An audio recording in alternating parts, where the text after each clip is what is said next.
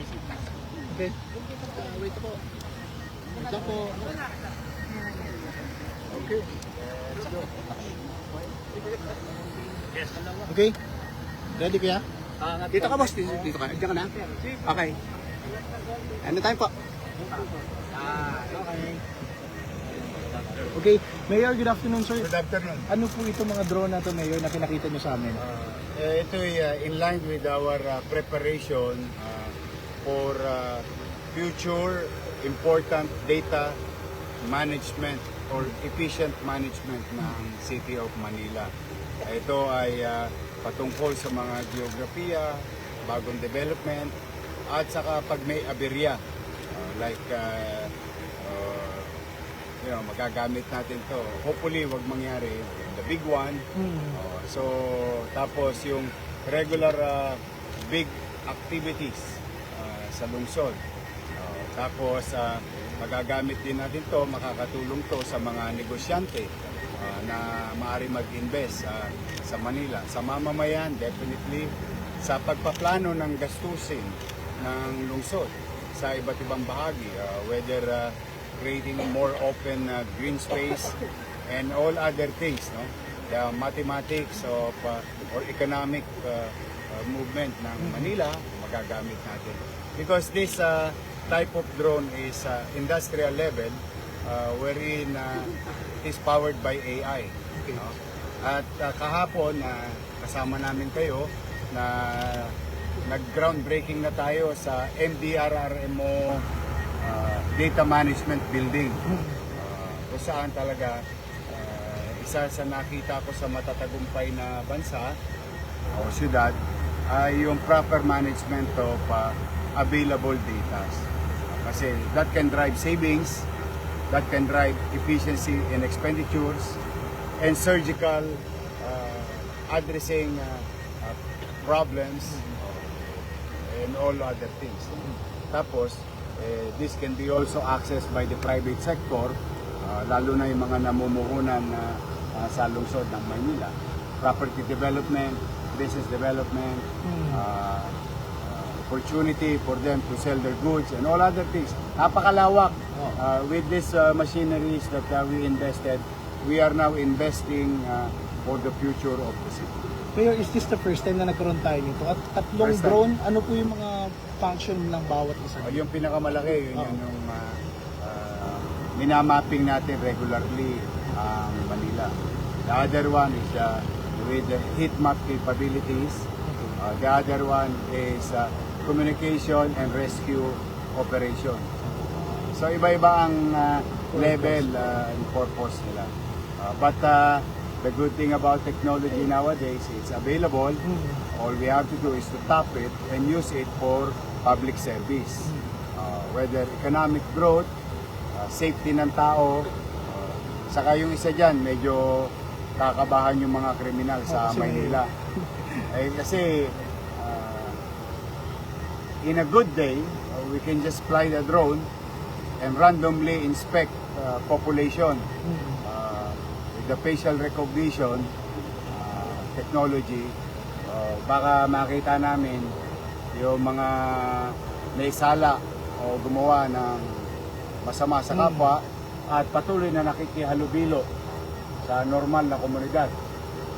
In a given day, pag nadaan na sila ng drone at nakilala sila ng sistema, we can inform the police that this Juan de la Cruz is suspect of a murder, is walking around Top Avenue or maybe outside of a school. We can alert and help the Manila Police District and other enforcement agency. Plus the regular traffic updates. Crowd estimate, Mayor. Crowd estimate. Sa mga big events, At saka yung crowd estimate, baka hindi na masyadong magagamit yung estimate na word. Kasi baka magkaroon na ng accurate crowd count. more or less 99% of crowd count. Para malaking bagay kasi rin yun dahil for future reference sa mga paghahanda. May public address system rin yung isa. Nakita mo yung isa, ang taas, no? Oo. Kahit na ilang metro sa taas, naririnig sa baba. Halimbawa, kung meron kayo pa public address in a given challenging events, it may put order in the situation. We're very excited for the people of Manila. For the coming events din to, Mayor. At saka future development and planning. So, with proper data, we can efficiently spend money,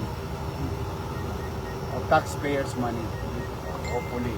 And with proper data, we can have also proper planning for future growth ng city. Ilan po operator nito, Mayor? Ang malilisensyahan as per MDRRMO, baka 6. Okay. At baka 20 naman ang ititrain. Under MDRRMO pa rin. Mayor, sorry, may sundot ko lang po ibang topic, no? Kahapon nagpalabas na ng cease and desist order ang MTPB tungkol dun sa isang namotong. Natanggal kagad yun. No, Opo. thank you sa Thank you sa Visor. Kanina, Yorme, nakausap ko yung driver ng SUV, taga Las Piñas, sinanap ko rin siya. Nagpapasalamat siya sa Government of Manila within 24 hours na. Ano pong reaction natin dito? Salamat naman kung na-appreciate ninyo yung aming policy. Alam mo, walang gobyernong perfecto, that I know, at especially in a large organization like local government unit. But rest assured that one strike policy is still in effect. Pag may nag-commit na nanulongges ng mamamayan, wala na kagad trabaho. In fact, modesty aside, 1 hour after when we found out, thanks to Visor, yun, tanggal na kagad sa trabaho. Tinanggal na ni Director Dennis. Now, I think another lesson learned for our traffic enforcer that ang mga taong bayan ngayon talagang nagmamatsyag, vigilant. And kaya yung mga nakagawian nyo sa lumang panahon na para kay Edith Pati, tigil-tigilan nyo talaga yan. Sayang naman, mapapahiya kayo, mawalan pa kayo trabaho.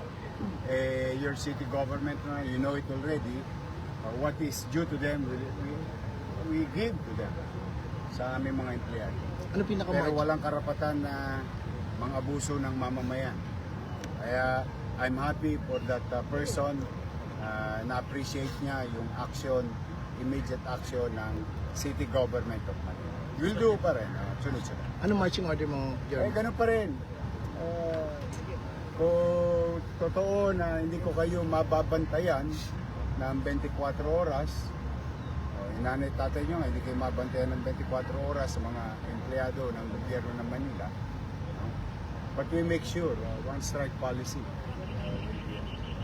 Ano lang yan parang, alam mo, sa isang kaing ng kamatis. Pag may bulok na isa, tanggalin mo agad kasi makakahawa ko. I hope this can be another lesson.